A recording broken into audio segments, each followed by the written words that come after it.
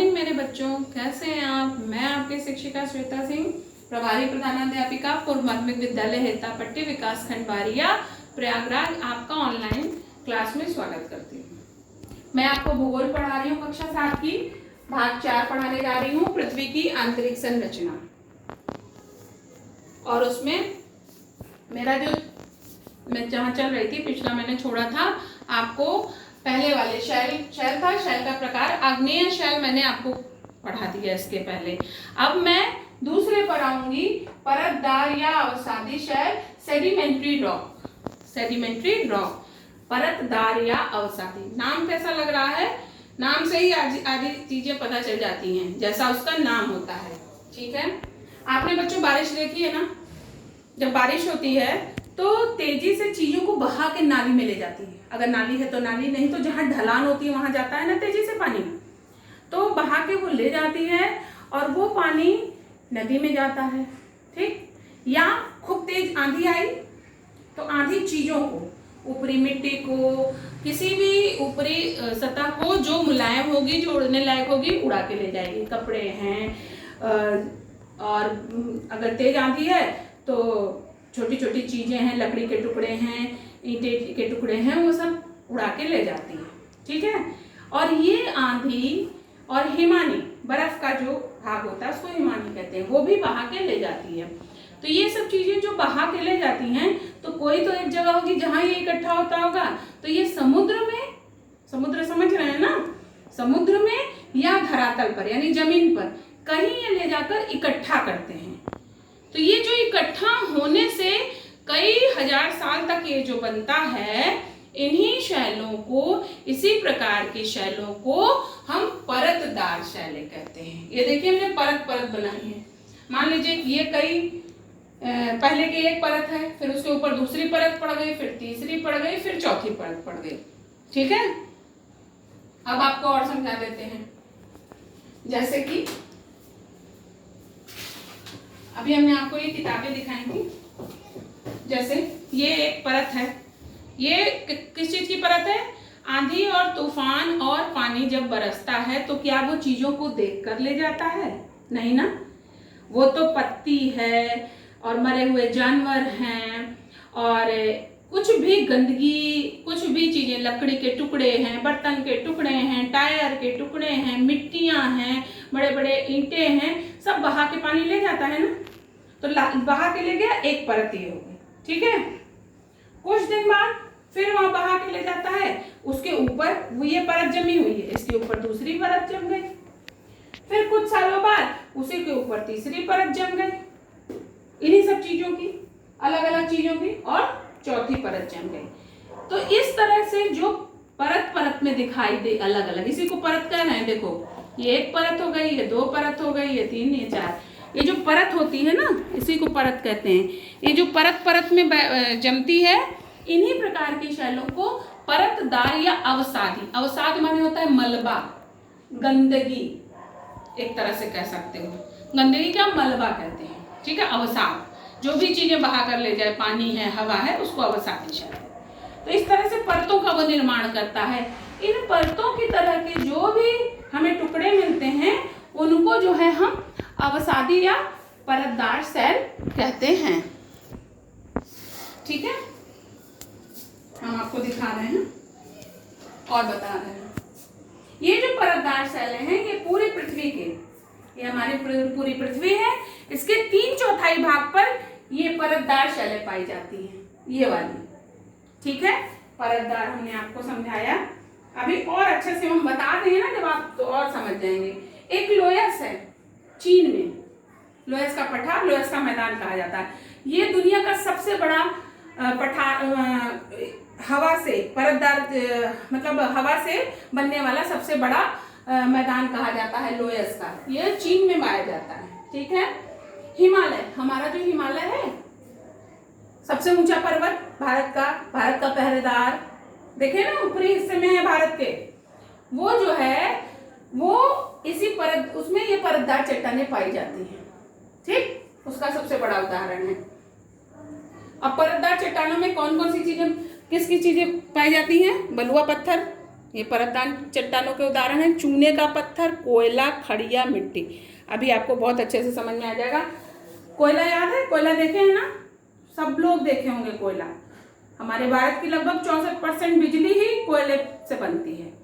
तो कोयला तो सब देखे हैं, जाड़े में अंगीठी में जला दिला के हाथ वाथ सेकते हैं या ईंधन के रूप में प्रयोग करते हैं। ठीक है, पहले तो रेलगाड़ी भी चलती थी। वो कोयला जब आप ध्यान से देखिए ना तो उसमें आपको ऐसे कोयला है कोई, तो उसमें ऐसे कहीं ना कहीं ऐसे परतें मिलेंगी आपको। कोयला एक ऐसे भाग में आपको गोल चिकना नहीं दिखेगा कभी भी, हमेशा कोयला ऐसे टेढ़ा मेढ़ा रहेगा, तो ऐसे परतें जरूर दिखेंगी। ठीक है, दूसरा उदाहरण हम आपको देखते हैं। बच्चों को देखें, वो खड़िया आती थी पहले, हम लोग तो टीचर लोग उसी से लिख के पढ़ाते थे। अब तो नए नए चौक भी उसी का है उदाहरण। तो चौक वक्त तो आ गई है, लेकिन खड़िया में एकदम परतें दिखती थी। खड़िया भी छोड़ दीजिए, चूना देखे हैं ना, चूना जब भी आप देखेंगे ऐसे इतना बड़ा बड़ा चिक्का जो मिलेगा, जिससे पहले दीवारें भी पुताई भी होती थी घरों में हैं, और पान में लगा के जो चूना खाते हैं, तो उनको जब भी आप पानी में भिगोगे ना तो खूब तेज से बुलबुले निकलते हैं। ठीक है, वो चूना क्या करता है, वो भी ऐसे परत परत में रहता है, ऐसे परत परत में, और जब पानी डालते हैं ना तो ये परतें ऐसे एक एक परत हटता है, एक एक परत उसका पानी में मिलने लगता है। तो वो भी परतदार चट्टान का उदाहरण है। अब तो समझ में आ गया ना परतदार चट्टान किसे कहते हैं।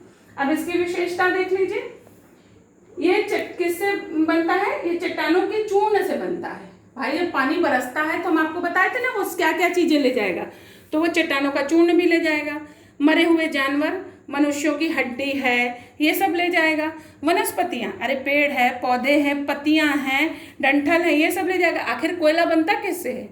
कोयला जो है ये बहुत दिनों तक जो हमारी लकड़ियां जमीन में दबी हुई होती हैं उन्हीं से बनता है। इन्हीं सबको जब इकट्ठा जब हो जाते हैं और कई सालों तक ये दबे रहते हैं, तभी ये कोयला बनता है, कई सालों तक दाब और ताप की वजह से। अब इसमें क्या पाया जाता है? जीवाश्म। मैंने बताया ना कि इसमें हड्डियां होती हैं जीव जंतुओं की, मनुष्यों की, तो जीवाश्म जरूर पाए जाएंगे। जीवाश्म किसको कहते हैं? जीवों का जो अवशेष बच जाता है, जैसे हड्डियां ही बचती हैं तो हड्डियां पाई जाती हैं इसमें। ये परतों में होता है, मैंने आपको बताया ना, परत परत में आपको मिलेगा, ऐसे 1 2 3 4 ऐसे परतों में मिलेगा।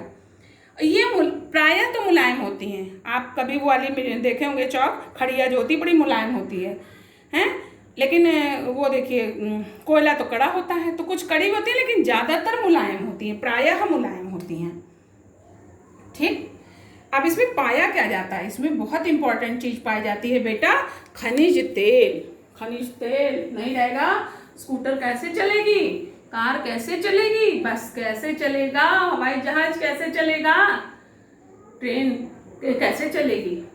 हम लोग निर्भर हैं खनिज तेल पर। ठीक है, तो अगर यही नहीं रहेगा तो सबसे महत्वपूर्ण चीज खनिज तेल, मिट्टी का तेल, पेट्रोल, डीजल जिसको कहते हैं, सब खनिज तेल कहलाते हैं। ये सब परतदार चट्टानों से ही मिलता है। समझ में आ गया? कोयला ये भी ईंधन है, और बहुमूल्य खनिज इन परतदार चट्टानों से मिलते हैं। तो आशा कर रही हूँ कि आपको ये भी परतदार चट्टान अच्छे से समझ में आ गई होगी। कैसा लगा ये जरूर बताइएगा। हाँ बच्चों, तो ये हम अब तीसरी चट्टान जो पढ़ने जा रहे हैं, आपको तो दोनों समझ में आ गई होंगी। तीसरी होती है रूपांतरित चट्टान। अब रूपांतरित चट्टान जैसा कि नाम से ही, इंग्लिश में इसको कहते हैं मेटामॉर्फिक रॉक। मेटामॉर्फिक रॉक है रूपांतरित। रूपांतरित माने रूप का अंतरण, यानी रूप बदल देना। ये जो है रूप केवल बदलती है। ठीक है, इसी को कहते हैं रूपांतरित चट्टान। ठीक, ये कुछ और नहीं होती है, कोई नई तरीका नहीं है इसका बनने का, कुछ नहीं। ये जो हमारी दोनों चट्टानें हैं, ये वाली, ये और ये, मतलब आग्नेय और परतदार, बस इन्हीं दोनों का जब रूप बदलता है ना तो ये तीसरी बन जाती है। ये जब अपने रूप को बदल लेती हैं, वैसे जैसे सूखे आटे से रोटी बन जाना, रूप बदला आटे का, सूखा आटा हम सानते हैं, फिर उसको बेलते हैं, तब रोटी बनाते हैं ना, तो आटा तो रह नहीं गया, तो रूप बदला तो रोटी बनी ना। बस वही एक वो है उदाहरण, समझ लीजिए इसको बहुत अच्छे से, कि बस जिसका रूप बदल जाता है, यानी हमारी आग्नेय शैल का और परतदार अवसादी शैल का। और हम आपको समझा देते हैं कि देखिए संगठन रूप रंग इसका बदल जाता है, विघटन या वियोजन नहीं होता। बहुत भारी भरकम शब्द है ना, समझ में नहीं आया होगा तो समझा देते हैं आपको। कच्ची मिट्टी होती है, ईंटा बनाते हैं, ईंटा देखे आप कैसे बनता है, ईंट भट्टा देखे होंगे आप, गांव में खूब होते हैं। तो ईंट कैसे बनती है, कच्ची मिट्टी होती है, उसको सांचे में डाला जाता है, एक आकार ईंट का दिया जाता है और उसको एक गरम उसमें पका दिया जाता है, जो लंबा सा बना होता है उसमें गरम गरम आवा होता है ना, उसमें पका दिया जाता है। और फिर वो जब निकलती है तो लाल रंग की निकलती है ना। बस वही कि एक मिट्टी को एक कड़ी कड़ी ईंट के रूप में बदलने की जो प्रक्रिया होती है वैसे ही समझ लीजिए, उसी को रूपांतरण कहे, रूप का अंतर हो गया यानी रूप बदल गया, इसी को कहते हैं रूपांतरित चल। ठीक है, जैसे कि कोई भी किसान होता है तो वो ईंटों के बीच कहिए कि कुछ उगा दे तो उगा पाएगा, नहीं उगा पाएगा ना, मिट्टी में उगा पाएगा ना। तो बस वही रूप बदल लिया, ईंट बन गया, इसी को कहते हैं रूपांतरित छल। अब रूपांतरित छल का हम प्रकार जैसे बता देते हैं आपको। मूल चट्टान जो होती है ग्रेनाइट हम आपको बताए थे ना, आग्नेय छल का उदाहरण था। ग्रेनाइट जब बदलता है तो नीस नाम के रूपांतरित चट्टान में बदलता है। बालू का पत्थर क्वार्ट्जाइट, चूना पत्थर अभी बताए थे ना, परतदार छल का उदाहरण है। ये संगमरमर में बदल जाता है बेटा, संगमरमर जिसका ताजमहल बना है, सफेद संगमरमर, और बहुत महंगा आता है, जमीनों में लगता है, घरों में।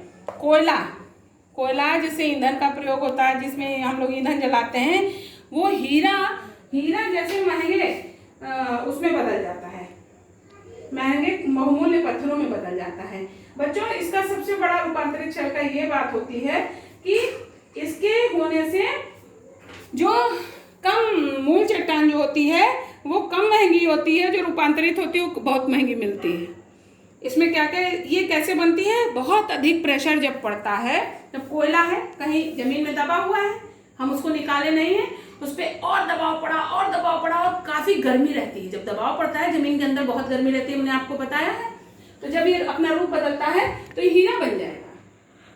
ठीक है, कठोर बहुत होता है, बहुत कड़ा होता है, हीरा सबसे कठोर धातु कही जाती है। तो इसमें क्या क्या पाया जाता है, इसमें रूपांतरित छल में ये देखिए, ये हीरा होता है, हीरा पाया जाता है, ये नीलम होती है, नीलम पाई जाती है, ये हीरा, ये बड़े महंगे बहुमूल्य पत्थर होते हैं, माणिक होता है, ये सभी पाए जाते हैं। ठीक है, ये देखिए हीरा होता है, ये देखिए नीले रंग का नीलम होता है, ये दोनों बहुत बहुमूल्य पत्थर होते हैं। ठीक है, उसी तरीके से माणिक होता है, लाल रंग का होता है। तो रूपांतरित चट्टानों के बारे में विशेषता सबसे बड़ी यह है कि जितने भी हैं ताप और दाब से बदलते हैं और बड़े बहुमूल्य खनिज के रूप में बदल जाते हैं, जो बहुत महंगे होते हैं।